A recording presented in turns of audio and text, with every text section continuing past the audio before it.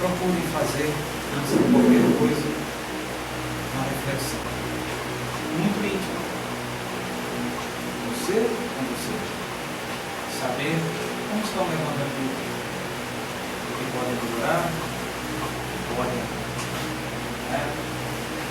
ter uma atenção um pouquinho maior para que as nossas vidas entrem no caminho, no trilho em caminho ao Senhor Jesus. E a palestra de hoje não chega a ser uma palestra, é um bate-papo, porque estamos longe ainda de palestrar, não dominamos nenhum assunto, apenas estudamos e tentamos passar para vocês, para que vocês possam refletir sobre o que nós passamos aqui, né? E viver sem medo é um assunto muito complexo, porque quem não tem medo de alguma coisa, né? Nós começamos desde a nossa infância, quando começamos a ter medo de escuro, medo de aranha, medo disso, medo daquilo, além daqueles medos que nos são impostos pelos nossos familiares, pelas pessoas com quem convivemos. E são esses medos que nós vamos estudar agora, vamos conversar sobre eles, que nada mais são gerados pela rotina das nossas vidas, que depois se transforma em ansiedade, e depois da ansiedade, esse medo leva a terrível doença do século, mais do que câncer, que muita gente possa levar para ele. Para vocês terem uma ideia, 35 milhões de pessoas sofrem de depressão. É muita coisa, né? Então nós vamos começar com uma frase dita por um famoso artista de cinema, Will Smith, né? Ele diz o seguinte: o perigo existe de verdade, mas o medo é fruto da nossa imaginação. Somos nós que escrevemos nossa história. Não deixe que o medo mude a sua e controle seu futuro. Isso foi dito no filme Depois da Terra, em que o Will Smith é um dos protagonistas. Olha só essa definição, que é de uma psicóloga famosa. O medo é uma emoção presente em quase todos os seres da natureza, representada por um conjunto de sentimentos que se manifestam com a grande inquietação e angústia diante de um perigo real ou imaginário, de um fato desencadeante de ameaça, pavor, susto, perdas e dor profunda, física ou mental, entre outras. Foi dito isso por doutora Maria Júlia Pérez, psiquiatra e psicóloga e criadora da terapia reestruturativa vivencial Pérez. Tá? Se quiser pesquisar sobre isso, depois me pergunta o nome, eu passo para vocês pesquisarem, que é muito importante isso aí. E todos conhecem isso aí também, né? O Bola, né? Então ele diz o seguinte: o medo leva à raiva. Olha só, a raiva leva ao ódio, e o ódio leva ao sofrimento. São mensagens que nos são jogadas no mundo aí afora, através dos filmes, das coisas para que nós possamos refletir. Mas nós passamos batido, né? Assistimos o filme e nem nos tocamos para essas coisas. Todos temos medo de algo. Alguns medos temos desde pequeninos, como medo de aranha. Outras vezes vamos desenvolvendo aos poucos, através do nosso crescimento e por causa de nossas experiências, com o medo de fracassar. Esse é um dos terríveis medos que nós temos na nossa vida. E ele se transforma em rotina. Essa emoção é uma adaptação psicológica que experimentamos desde o início da evolução e, em grande medida, serviu para que o ser humano avançasse e evoluísse. Porque são através desses medos, quando nós começamos a combatê-los, nós vamos chegando ao ponto de entender a nossa evolução. O medo pode ser um importante obstáculo no nosso crescimento. E para seguir adiante, também devemos aprender a enfrentá-lo. Quando permitimos que o medo nos detenha, podemos ficar paralisados durante muito tempo e sem sequer deixarmos escapar nossos objetivos. Nós temos a obrigação de combater esses medos. Gente, os medos podem ser de diversos tipos. Ele pode ser racional, um medo racional, um medo irracional. Mas de qualquer forma temos que aprender a combatê-los, porque senão nós paralisamos nas nossas vidas, nós não fazemos nada. Hoje em dia tem pessoas que não saem nem de casa, porque tem medo.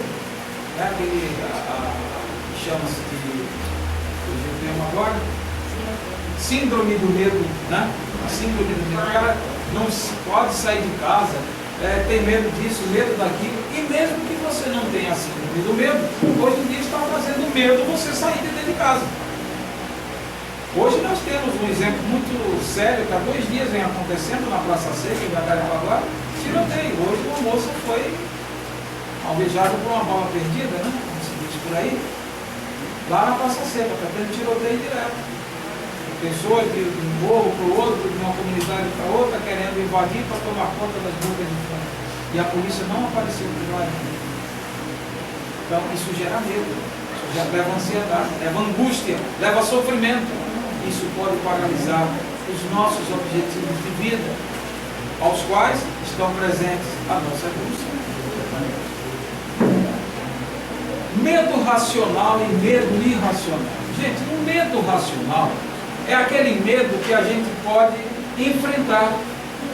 Eu vou falar aqui para vocês um exemplo que nós vamos falar aqui mais adiante. Por exemplo, você tem medo de um temporal, você está dirigindo na estrada e tal, medo do temporal, aquele temporal você tem medo. Mas ele é um medo racional, por quê? Porque o medo está ali. Qual é o objetivo, qual é a coisa, a causa desse medo? Temporal. Então o que você pode fazer? Eu vou começar, já que eu estou dirigindo, eu vou começar a ver o que é que eu posso fazer para encarar aquele medo de frente, né? E vou ver se meu carro tem, meu veículo tem seguro, alguma coisa, que se acontecer alguma coisa eu estou protegido. Isso faz com que nós tenhamos o quê? Uma base para enfrentar esse medo racional. Agora o medo irracional. O medo irracional é aquele que está lá na subconsciência. É o medo do escuro. Por que temos medo do escuro? Espíritas, medo de espíritos. Tem, não é? É verdade, tem sim. Né? Então vamos lá.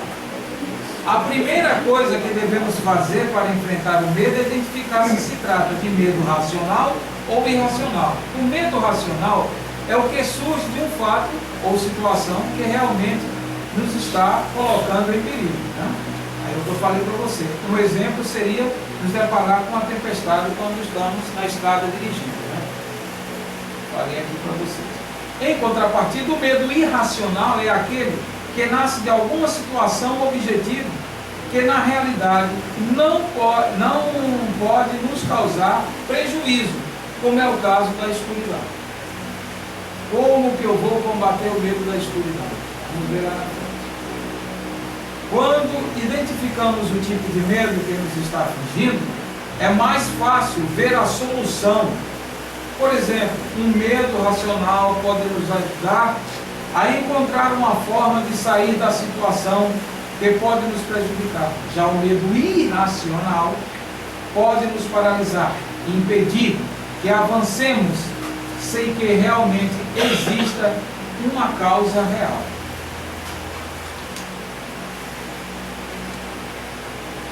Prepare-se para o momento que o medo ataca.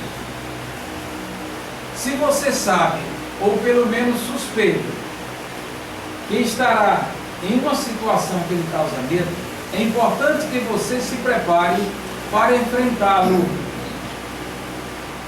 O medo racional pode ser combatido com algumas medidas de precaução, enquanto que o medo irracional requer uma análise, uma introspecção profunda, já que pode tratar-se de uma fobia ou um transtorno psicológico e pelo geral requer uma consulta a um especialista. Pense no que realmente está gerando esse temor. Lembre-se das ocasiões em que você teve de enfrentar esta situação e como foi o resultado final. Então é uma forma de você enfrentar o medo, é você procurar localizar ele. Que sentido seria? Se seria um medo racional ou um medo irracional. Enfrente a situação que lhe causa medo. Bom, se seu medo for racional, como de estar dirigindo e tal, bastará tomar algumas medidas, tá? Mas se o medo não for racional, nós temos que ir muito a fundo. A doutrina espírita tem caminhos que nos mostram como chegar a isso, tá? Mas nós temos que ir bastante fundo. Temos que fazer um tratamento muito sério. Enfrentar o medo é derrotá-lo. Só depende de nós. Ninguém vai chegar para você e dizer assim: ah, não é medo disso não, não é medo do escuro não, pode ir, vai andando. Cuidado só para não bater com a cabeça, dar uma topada. Não é medo do escuro não, não tem nada não. Vai então chegar para um espírita, um médium, que faz as suas incorporações e tal, e dizer: ah, fica calmo, pode dar no escuro. Se aparecer alguém, só vai ver e pronto, acabou. É ruim, né? É bem fácil, não? Não. Todos temos medo. O importante é que aprendamos a combatê-los e a usá-los a nosso favor.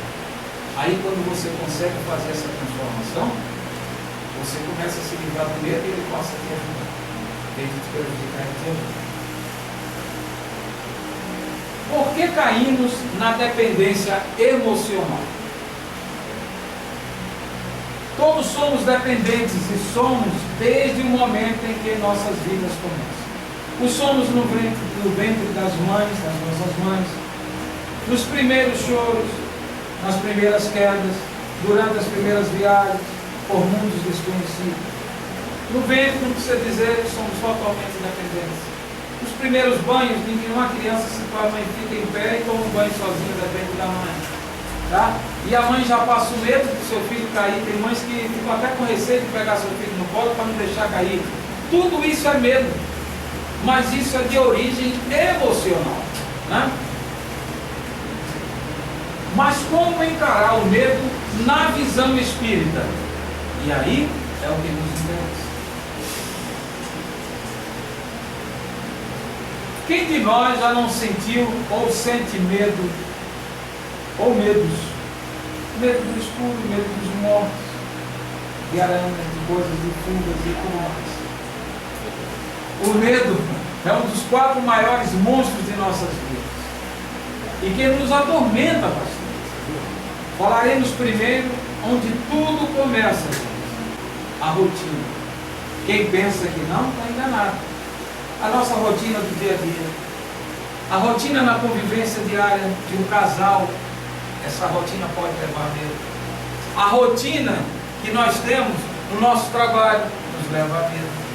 Todo tipo de rotina pode nos levar a isso, porque a rotina, ela faz com que você faça coisas de forma ali, ó, sempre a mesma coisa. Você não raciocina, você vai fazendo por fazer.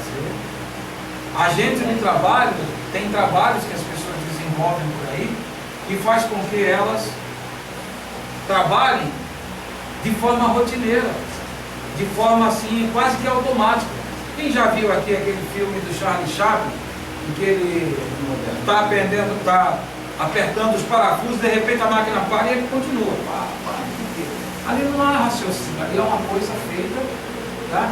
E isso aí, com o tempo, vai gerando problemas psicológicos, ansiedades, medos e futuramente a depressão. Principalmente se você perder aquele trabalho que você faz. Aí é que você cai de vez. Né? Vamos assistir agora um vídeo. Eu sei que vocês não gostam nada dele, Oswaldo Franco. São vídeos pequenos que eu extraí de uma palestra de 1h10. 1h10 de palestra. Então você vai lá dentro e foca aquilo que você quer trazer aqui para mostrar para vocês. e ele fala inicialmente sobre justamente a rotina. É bom porque essa palestra nos faz rir um pouco as coisas que o Divaldo conta e faz com que a gente encare o medo de uma forma menos medrosa. Bom? E como mecanismo de salvaguarda, nós nos deixamos arrastar pela rotina. Não pensamos. Fazemos tudo mais ou menos automaticamente. Acordamos na mesma hora, pegamos a mesma condução, vemos as mesmas caras. Não as mesmas, elas envelhecem. As mesmas pessoas. Vemos o mesmo trabalho, comemos o mesmo lanche. Programamos ir a uma praia no próximo domingo. Programamos. E aquilo vai levando a rotina. E a rotina é ferrugem no mecanismo dos ideais. Quando eu era funcionário público, eu tinha uma colega que era o protótipo da rotina. Uma moça de 30 anos, que naquela época era uma condenada. A mulher que chegava aos 30 anos e não casava era uma balzaquiana. A palavra era cruel. Quando chegou a tese da mulher de 30 anos de Honoré de Balzac, veio naturalmente essa conotação deprimente, era balzaquiana.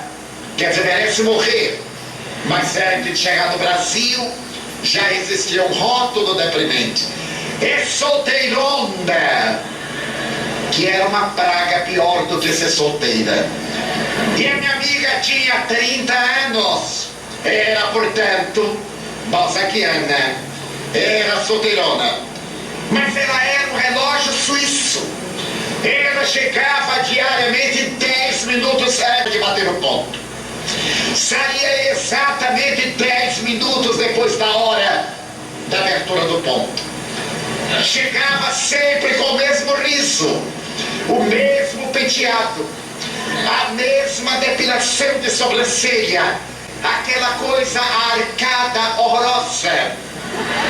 E se vestia normalmente, saia preta, blusa branca. Bem, ela variava, blusa preta, saia branca.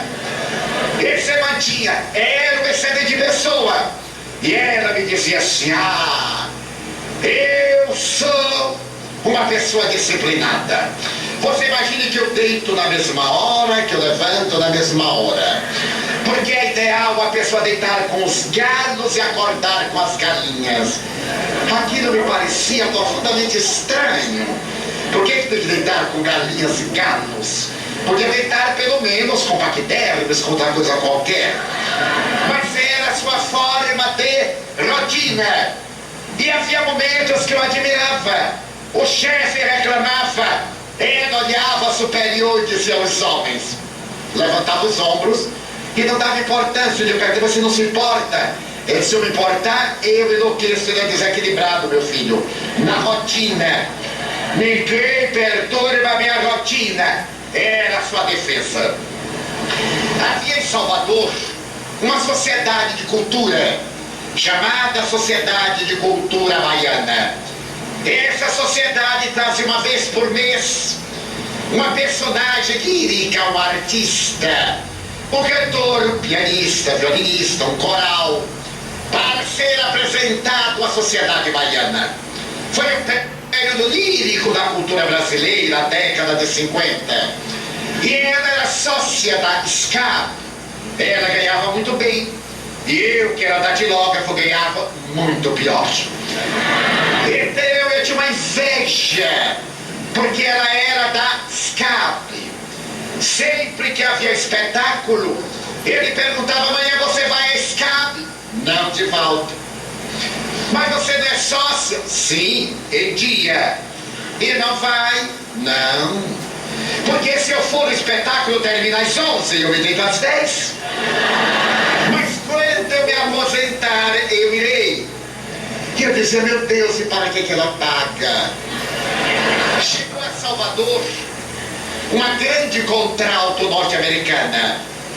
Era uma cantora extraordinária. E eu gostava muito dessa voz. Ele tinha alguns discos, 78 rotações.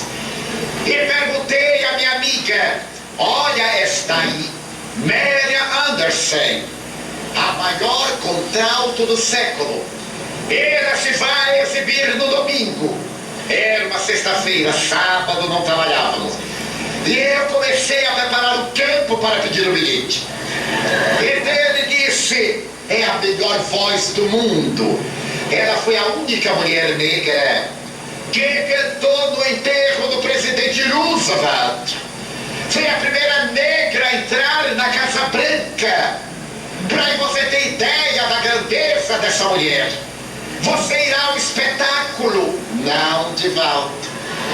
Estou deixando para quando me aposentar. Mas você tem o bilhete? Tenho, Divaldo. E não vai usar? Não, Divaldo. Mas é horrível. Vai ficar um lugar vazio na plateia. Já imaginou se várias pessoas fizerem isto? Vai dar a impressão que a cantora, mas quando eu me aposentar? Ele disse então, para que a cantora não tenha uma decepção com a Bahia, empreste-me seu bilhete para eu encher a poltrona. Ela diz: mas Divaldo, você acha que eu não vou? E você vai desfrutar no meu lugar? Negativo. Trabalhe, e quando você se aposentar, você irá. E eu não fui, porque quando eu me aposentei já era espírita, não deu mais tempo. Muito bem. E ela continuava. Ele dizia: fulana, vá à praia. Ela era aquela pessoa pálida. Ele dizia assim: vá à praia quando me aposentar. Mas você deve ir ao teatro quando me aposentar. Foi lançado pela editora Saraiva um trabalho monumental. No ano de 1949, eu psicografei a mensagem que veio assinado nome especial: Selma Lagerlöf. Eu olhei aquele nome, nunca eu houvera ouvido falar. Era uma história. E havia observado o espírito que desencarnara no corpo físico com idade avançada. Uma senhora simpática, que puxava um pouco da perna, claudicava. E ela me contou que era uma contista sueca. E havia sido a primeira mulher na literatura a ganhar o prêmio Nobel. Ela me falou muito da sua vida e eu fiquei fascinado.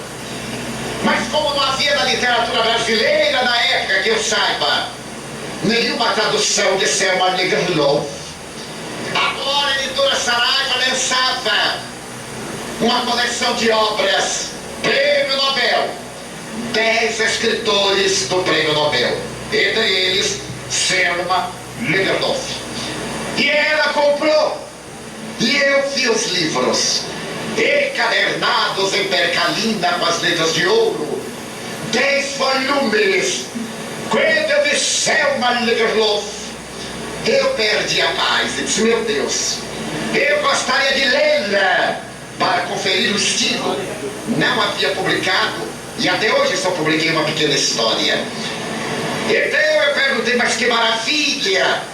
Para ler esses 10 livros, os senhores notem a técnica. Para ler esses 10 livros vai gastar muito tempo.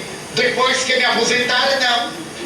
Mas você só vai ler depois de se aposentar? É, estou comprando, preparando a minha biblioteca para quando eu me aposentar.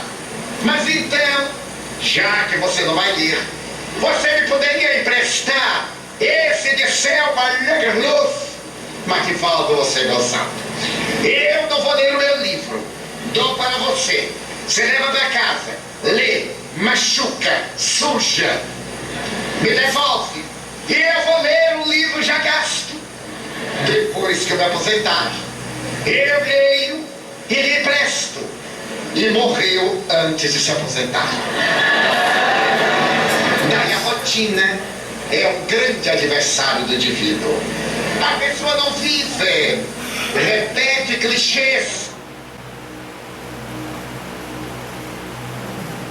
Aquele indivíduo que é ansioso não se controla, caminha a passos largos para a depressão.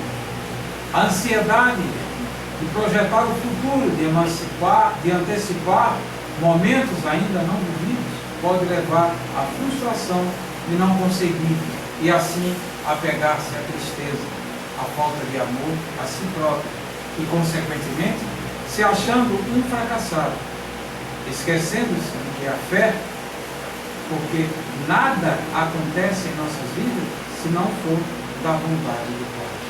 Então, gente, a rotina nos leva a isso aí, a essa ansiedade. Tem momentos da nossa vida em que a gente deseja muito uma coisa e aquela ansiedade de querer de não chegar, aquela coisa não acontece, vai levando a gente à tristeza muito grande, à introspecção, isso nos leva à depressão. A não conseguir realizar os nossos sonhos, projetados por nós, esquecendo que nem tudo para nós é só querer e vai chegar. Que nós temos o nosso tempo, o tempo de Deus é diferente do nosso, e que às vezes nem tudo que desejamos é bom para a gente. Então, a rotina leva a essa depressão. E novamente, Divaldo fala para a gente sobre a ansiedade. Mas quem não é vítima da rotina de Joana de Ângeles cai na ansiedade. Eu tenho certeza que muita gente aqui está ansiosa que eu acabe logo. Não vou acabar. Vai ser 1h10 e olhe lá. Mas a gente é ansioso. Quem está aqui está ansioso para ir a casa, para ligar aquele terrível programa daquela horrorosa novela que tem 40 anos, comer o mesmo sanduíche, tomar o mesmo refrigerante e dizer: tomara que eu chegue amanhã. E quando chega amanhã, tomara que eu chegue de noite. Quando chega de noite, ai meu Deus, tomara que eu chegue domingo. Que chega Natal. Quando chega o Natal, eu detesto o Natal. São pessoas que estão no lugar que nunca chegarão. O ansioso é uma pessoa que não vive, transfere. Eu tenho amigos que me dizem: Divaldo, daqui a 10 anos estamos todos desencarnados, eu quero viver agora. Por que eu vou esperar viver daqui a 10 anos? Vou perder 10 anos para viver 15 minutos. Eu então vivo agora 15 minutos que valham 10 anos. A ansiedade é um tóxico que combure como ácido sulfúrico a nossa vida. Se a rotina é uma ferrugem na engrenagem da alma, a ansiedade é o ácido sulfúrico que nos corrói por dentro. O ansioso está sempre quieto, até no amor. Ele vai pegar a mão, já pensa em beijar. Aí ele já pensa que é muito grave ter filho e vai embora. Então não pega na mão. A ansiedade. Nós vemos ansiedade nas ruas. As pessoas estão correndo para lugar nenhum. Eu tenho um exemplo disso impressionante já há vários anos. Eu estava certo dia no centro de São Paulo e caminhando bem, tranquilo, dispunha de tempo, quando eu vi passar um amigo no sentido contrário. Então eu gritei: olha fulano! Ele parou e fez: olha Divaldo, tchau. Eu disse: mas ainda nem cheguei. E ele já se despediu. Como eu não estava fazendo nada, eu corri e disse: mas como tchau? Em italiano, tanto é chegada como é saída, como é muito obrigado. Seu tchau é seja bem-vindo, vá depressa ou fique comigo. Ele disse: tchau, eu estou muito atarefado. Ele disse: bem, então eu vou ao seu lado, faz tantos anos. Que prazer. Muito obrigado, Divaldo, mas estou muito apressado. Pois não. Aí eu vi uma lanchonete. E ele disse: será que dava para tomar um cafezinho? Ele disse: Divaldo, não posso. E era até eu que ia te pagar. Mas Divaldo, não posso. E ele disse: mas... Aí eu fiquei atolimado, disse: bem, me desculpe. Chegamos ao semáforo. O semáforo parou. Ele teve que parar, era paulista. Eu olhei para ele assim, sem graça, disse: está de mal comigo? Porque assim as pessoas ficam de mal, eles não sabem, tem que perguntar. De vez em quando eu pergunto: você está de mal comigo? Não, assim eu pensei. Não, Divaldo, por quê? Ele disse: é porque da última vez ele estava tão alegre, não é? Agora que eu encontro, Divaldo, isso aqui é São Paulo. Você está pensando que isso aqui é Salvador? Já me ofendeu. Eu disse: não, eu sei que é São Paulo. Divaldo, aqui o tempo. Ele disse: tá bem, muito obrigado. Ele ficou com pena de mim. Baiano, né? Paulista, ele ficou com pena. Ele disse: vamos tomar o seu cafezinho. Entramos. Eu, que não sou de conversar muito, palavra vai, palavra vem, palavra vai. Fui falando. E daí a pouco ele disse: Valdo, vamos almoçar? Eu disse: como? 9 horas da manhã? Disse: não, meio-dia.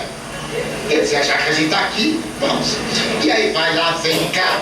Divaldo, vamos merendar? Ele disse: mas vem tomar um café. Eles já são 4 horas da manhã. Agora eu não posso. Agora eu tenho que correr, porque eu tenho uma palestra da federação às 20 horas. Eu ainda tenho que ir ao hotel, eu tenho que dar uma melhorada, já que a alma não está boa, melhorar o corpo. Então eu vou lá.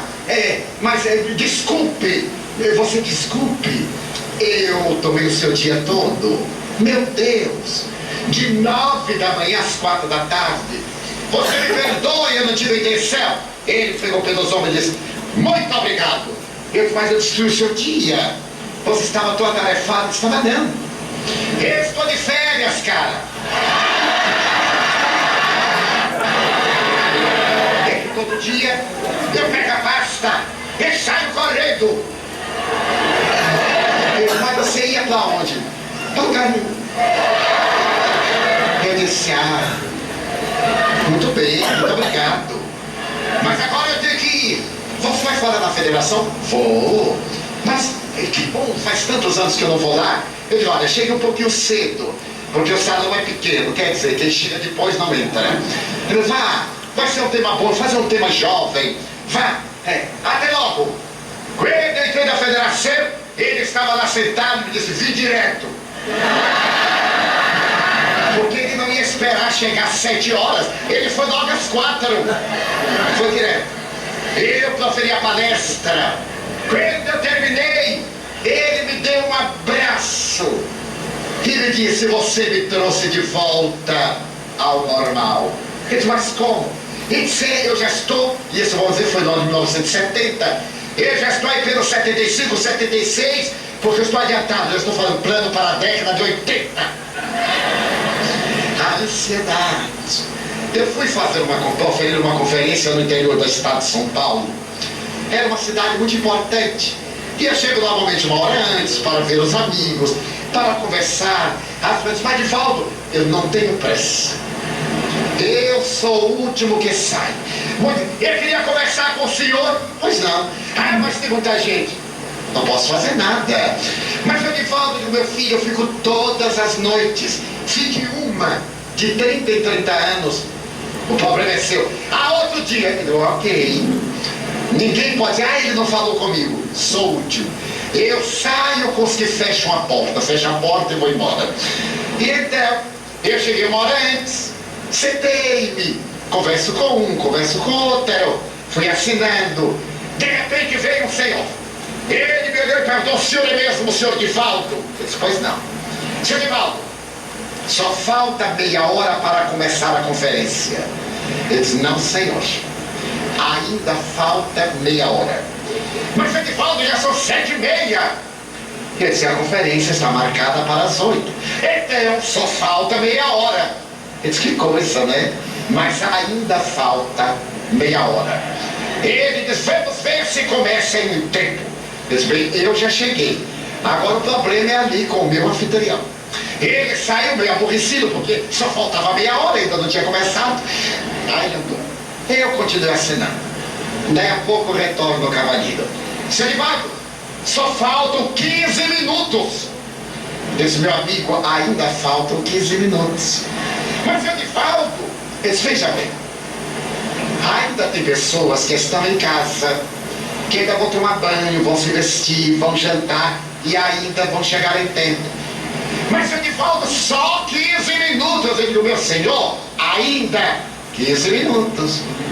Ele ficou nervoso. Eu digo: o senhor sabe quantas pessoas morrem por segundo? Não, senhor. Eu digo: segundo as estatísticas americanas, 7.500 pessoas morrem cada segundo. Veja quanta gente ainda vai morrer. 7.500 vezes 60 vezes 60. É capaz de morrer o auditório todo, e eu também. Ele me olhou e fez: Ave Maria, e saiu correndo. 8 horas eu vim à mesa, como aqui. Houve a abertura. Passaram a palavra às 8h10. Quando eu me levantei, ele me olhou, eu olhei, ele olhou o relógio, como eu disse, vou te controlar. Muito bem. E eu comecei a falar. De repente o homem olhou, eu olhei, se havia passado 5 minutos. Aí eu fiquei com pena dele. Ele disse, ele vai olhar 14 vezes, porque eu só vou acabar daqui a 1h10. E aí não olhei mais para ele. Quando eu terminei, ele subiu correndo, deu um abraço, mas seu Divaldo, o senhor fala, hein? Eu disse, o senhor já viu e ouviu algum orador mudo? Convidaram-me para falar, meu senhor. Mas o senhor fala. Falou quase 2 horas. Eu disse, não, senhor. Falei exatamente 70 minutos. Porque eu sei que o seu relógio é bom. É relógio suíço, fabricado em Foz do Iguaçu e vendido em Cidade do Leste. Mas o meu é suíço mesmo. Comprei lá. 70 minutos. Veja bem, eu comecei às 8h10, são 9h22. Mas o Edivaldo pareceu que demorou 2 horas. Desde porque o senhor não prestou atenção. Se o senhor tivesse acompanhado o meu raciocínio, viria que foi rápido. Se Edivaldo, eu prestei atenção. Então eu resolvi dar-lhe um golpe de misericórdia. Eu perguntei qual foi a parte que o senhor gostou mais. De tudo, tchau! E saiu correndo.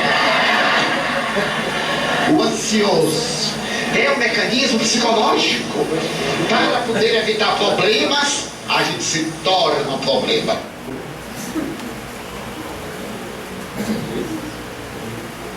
Medo de perder, de lutar, de chorar, de perder quem se ama.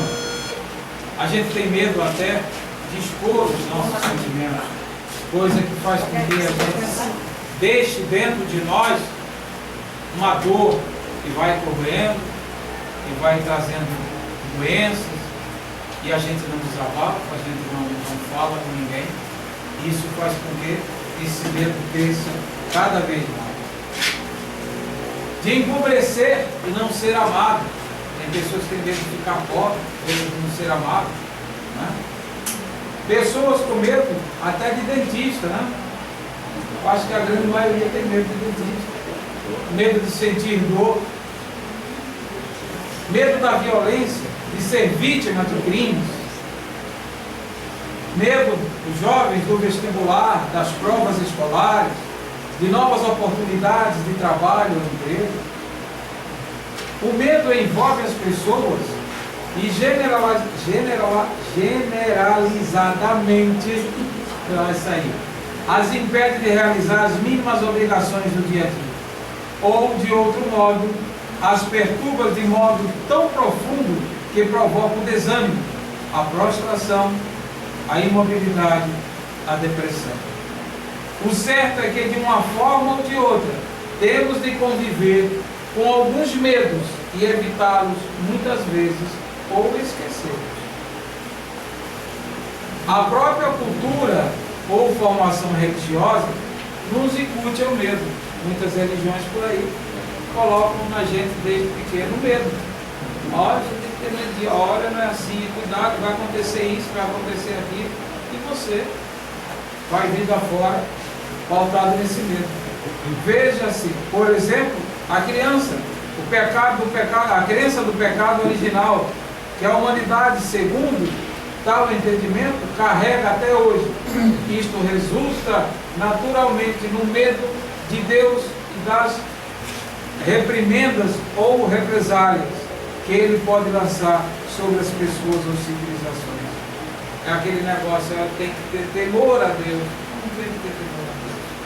Eu tenho que respeitar as leis de Deus. Eu tenho que amar a Deus. Porque se eu respeito as leis de Deus, eu não preciso ter medo de Deus. Deus é Pai. Foi Ele que me fez. Foi Ele que me criou. Foi Ele que me botou nesse mundo. E me colocará no mundo onde Ele quiser. Então eu não tenho que ter medo de Deus. Eu tenho que respeitar as suas leis. Porque eu tenho que viver segundo as leis de Deus. Por consequência, a religião incute um medo do futuro, a vida além morte, já que segundo o entendimento dominante, a passagem nos levará a uma das três situações: céu, inferno ou purgatório. Não é isso? A gente esquece. Aí quando a gente vem para o Espírito, a gente começa a entender que nesse inferno, céu, purgatório, que nós somos responsáveis por aquilo que fazemos.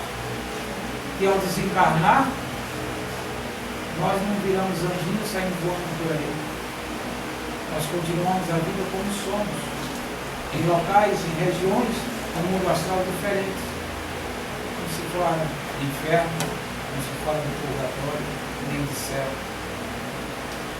Quando a gente estuda a doutrina espírita, a gente vê isso profundamente e começa a entender o quanto de tempo nós perdemos no passado com a nossa fé calcada, baseada nesses medos que nos levaram às rotinas, às ansiedades. Faz com que a gente paralise a nossa evolução espiritual. Restringindo um pouco mais o alcance do entendimento do medo, podemos analisar os chamados medos dos espíritas, ou os decorrentes do contato com a filosofia espírita. São eles: medo da vida, da morte, do futuro, dos relacionamentos dos outros, dos espíritos, da reencarnação, do destino. Nós não sabemos, enquanto não conhecemos a doutrina espírita e não a estudamos, o que é reencarnação, o que acontece depois que nós deixamos o corpo de carne. Porque a maioria das pessoas dizem que tem medo de morrer, mas na realidade tem medo de como morrer, e não de morrer. Como eu vou morrer? Aí sim, nós temos medo. Mas como disse ali o Divaldo, por que vamos viver em 15 minutos, né, em 10, o que vamos levar 10 anos? Nós vamos viver aqui hoje 15 minutos bem vividos. Não vou esperar 10 anos para viver. Vamos fazer o melhor hoje, agora. Não vamos fazer como aquele processo de emagrecimento que na segunda-feira eu começo. E chega a segunda, e sai segunda, e chega a segunda, e nunca a gente começa o processo de emagrecimento. Tem que parar de comer doce, comer pão, comer isso, comer aquilo.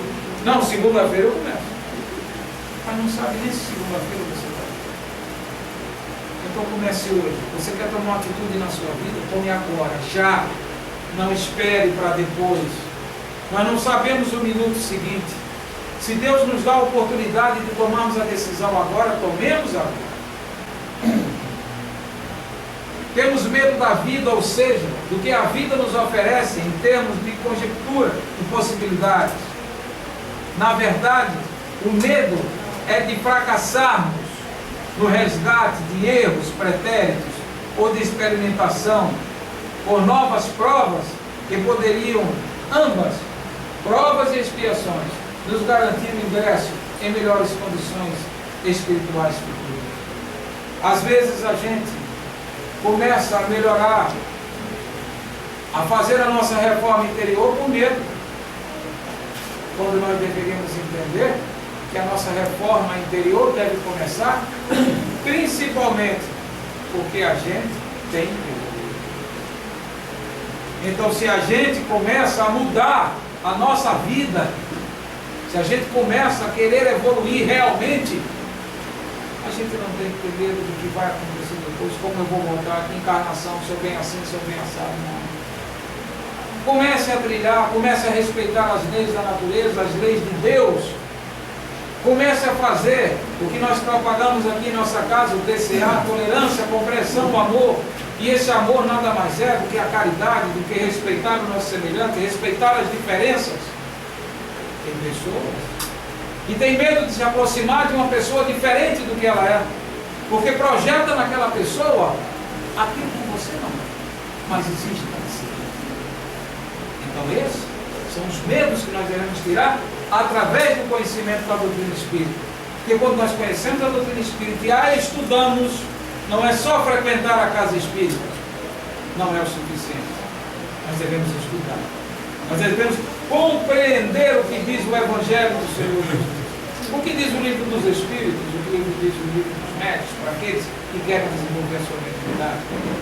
Aqueles que estudam na casa espírita com a tentativa de ser um dia médium, já são.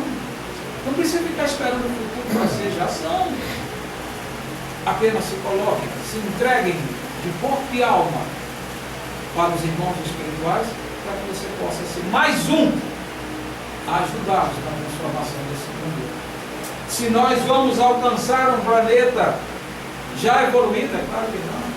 Eu estou com 60 anos, eu particularmente, jamais vou alcançar isso.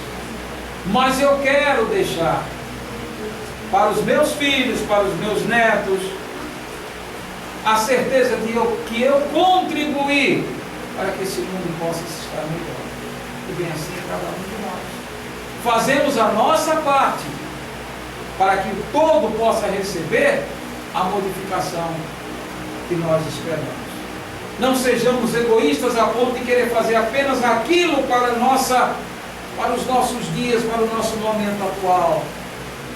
Vamos nos entregar de corpo e alma ao trabalho para que nós possamos sim fazer parte da obra do Cristo, porque a tarefa, gente, é nossa.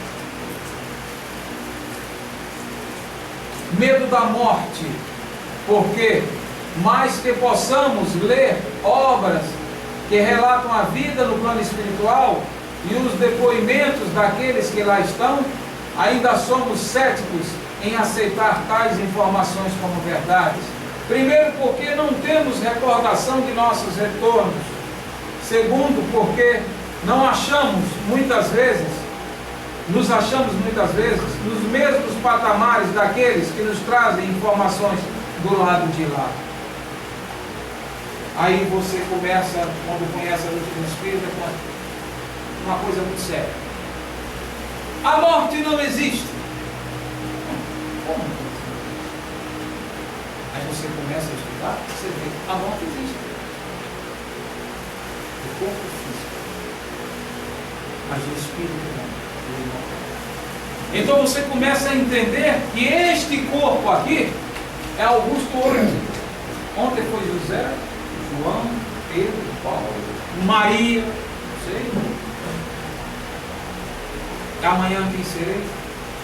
Uma coisa é certa. Este espírito que habita este corpo no momento está tentando evoluir. E o pouco que eu consegui evoluir, ninguém tira de mim. É minha vitória. É o que eu consegui.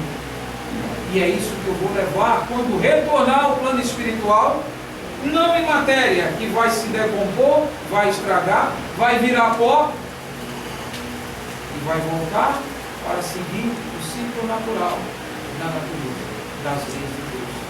Como diz, do pó de Estes ao pó voltará. Mas o espírito não.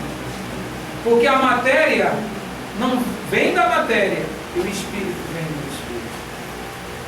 Mas um com o outro, juntos, fazem com que a gente viva a nossa evolução espiritual. O medo do futuro acha-se associado à pós-morte, como visto acima, mas também enquadra a extensão dos dias de nossa atual existência encarnatória, imaginando que haverá ainda muitos débitos para serem ajustados e experiências desconhecidas, as quais não temos ideia se conseguiremos ou não administrar, sermos exitosos.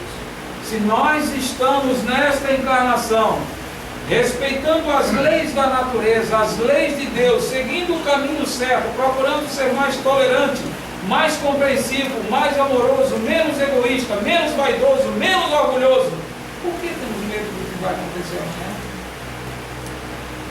Se eu tivesse que saber o que eu fui e o que eu tenho que pagar, Deus não colocaria em mim o esquecimento.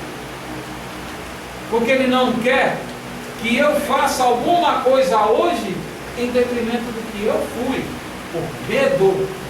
Ele quer que eu aceite ser o que eu professo, o que a doutrina espírita professa, por amor a Ele, por respeito ao meu semelhante. Aí sim, eu estarei trilhando um caminho correto. Quanto aos relacionamentos, tendo em vista o nível comum dos seres que habitam neste orbe, temos medo de nos abrirmos ao outro, com receio de sermos enganados, machucados, prejudicados. Disto resulta a ausência de plenitude, de envolvimento, de vivência dos sentimentos e das sensações que fazem parte da própria vida, ou seja, é impossível saber o gosto das coisas e situações sem experimentá-las. Por que esse medo? Por que o medo de conversar com alguém, de sentir a amizade no seu mais íntimo ser? Porque o meu amigo um dia pode me trair. Problema dele. Não sei. Você teve a coragem, a confiança de se abrir com seu amigo. Se ele não foi honesto com você, é problema dele. Não sei. Continue a sua vida. A sua vida não pode parar se seu amigo não foi honesto contigo. O nosso relacionamento conjugal, na maioria das vezes, acontece dessa forma. Nós exigimos do outro aquilo que projetamos em nós mesmos e não conseguimos fazer. Por isso que é tão difícil viver uma vida conjugal perfeita. Porque não temos paciência, não temos tolerância. Não aceitamos as diferenças, quando deveríamos realmente aceitá-las. Então temos medo de outros, que eles nos possam casar mal em qualquer dos ambientes em que nos inserimos. O colega de trabalho, ou estudo, o vizinho, o conhecido, o amigo, o parente, todos ou quase nos representam ameaças vivas àquilo que projetamos ou desejamos para nós. Contudo, de igual forma, como o anterior, não é possível antever com certeza absoluta e plena quem é o outro, como ele se comporta, ou porque ele age dessa ou daquela maneira. Somente vivenciando é que saberemos se o outro é companheiro ou inimigo, se quer nos ajudar ou prejudicar. Por isso, gente, temos que continuar. As nossas amizades não podem deixar de existir porque alguém errou conosco. Se nós queremos seguir as leis naturais que ensinam o Evangelho do Mestre, primeira coisa é o perdão, é perdoar, seguir em frente, observar, ser mais ouvinte do que falante. Muitas pessoas pensam que ser amigo é falar e querer transformar aquele amigo naquilo que você não é. Quando nós devemos ouvir, entender, procurar entender aquele amigo, as suas diferenças, e aonde ele tiver virtudes, enaltecer, porque isso gera confiança. Curiosamente, de todos os medos antes listados comuns aos espíritas, o mais intrigante é o de espíritos. Afinal, no cotidiano das instituições espíritas, com suas diversificados trabalhos, o contato e a parceria entre nós e eles, isto é, entre encarnados e desencarnados, é a matéria-prima da atividade espiritista. Como podemos temê-la se a teoria kardeciana nos explica detalhadamente que são eles, quais suas características e de que modo se processam as relações entre vivos e mortos. Há espíritas, muitos mesmos, por aí, que se arrepiam ante a perspectiva de travar em qualquer contato com os espíritos, de presenciarem qualquer fenômeno mediúnico, chegam a ter medo de dormir, de ficar sozinhos, de apagar a luz, na iminência de serem surpreendidos por alguém que já está do outro lado. Esquece. E quando nós dormimos, nós deixamos momentaneamente, o nosso corpo, não definitivamente, não com os grandes espirituais cortados, mas nós entramos né, naquele torpor, para que o nosso corpo físico descanse. E no plano espiritual nós encontramos com muita gente e nem sequer lembramos ao voltar. Muitos lembram e dizem: é sonho. Mas se nós chegarmos a ponto de entrar numa casa espírita e olharmos por um lado e qualquer e vermos alguém, Nossa Senhora se arrepia e fica logo apavorado e não volta. Mas aqui não. Aqui nós temos relatos de irmãos que já vieram aqui fora do horário da nossa casa espírita de funcionamento, tinham a chave do portão, vieram aqui pegar alguma coisa, e ao botar a chave e entrar, perceberam aquela sensação, aquele arrepio, e ao entrar, viram em alguns lugares aqui alguns irmãos. São eles que trabalham aqui protegendo a nossa casa. Aí eu vou ter medo desses irmãos. Se eles estão protegendo aquilo que nos ajuda a se elevar, eu vou ter medo deles. Por quê? Porque sou ignorante. Ignorante, não no sentido de grossura, como todos nós vemos a palavra, mas no sentido de desconhecimento do estudo espírita, da aceitação, do querer encarar esse medo da espiritualidade. Obrigado. E por que então tem eles medo da reencarnação? Porque pela interpretação espírita, quando não aproveitamos as situações de nossa atual existência e continuamos a perseverar no erro, provavelmente teremos de retomar as condições existenciais mais difíceis. Por fim, ao medo do destino, como se esse existisse, como se a cada um de nós estivesse reservado isto ou aquilo, desde ou daquele modo. Enxergamos a vida como se fosse pré-traçada, de modo definitivo ou quase, e que não pudéssemos nos alterar o curso pré-estabelecido. Ninguém vem aqui com destino passado, vai ser assim, acabou, não. Deus nos dá a oportunidade de viver, de modificar, de crescer, de evoluir. Por que não aproveitar isso? Por que viver com medos? Com coisas que já nos disseram no passado e são mais fáceis de segurar do que aquilo que nós aprendemos em Biel. Vemos aí Nelson Mandela, ele diz o seguinte: eu aprendi que a coragem não é a ausência do medo, mas o triunfo sobre ele. O homem corajoso não é aquele que não sente medo, mas aquele que conquista por cima do medo. Mas eu vou convidar vocês agora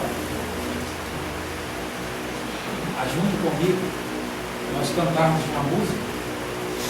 É bem moderna ela. Olha, o cara que cantou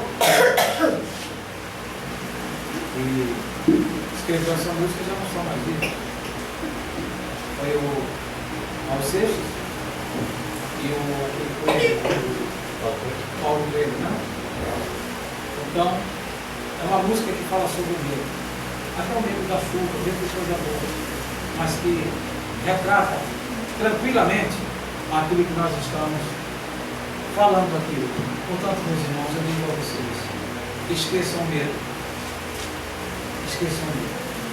Pautem suas vidas naquilo que vocês aprendem cada dia que aqui estão, na sua fé, na sua compreensão, no seu amor ao próximo, principalmente. Quem está perante as leis de Deus, vivenciando esses momentos, não tem que ter medo de nada. Apenas tem que ter coragem para seguir a vida.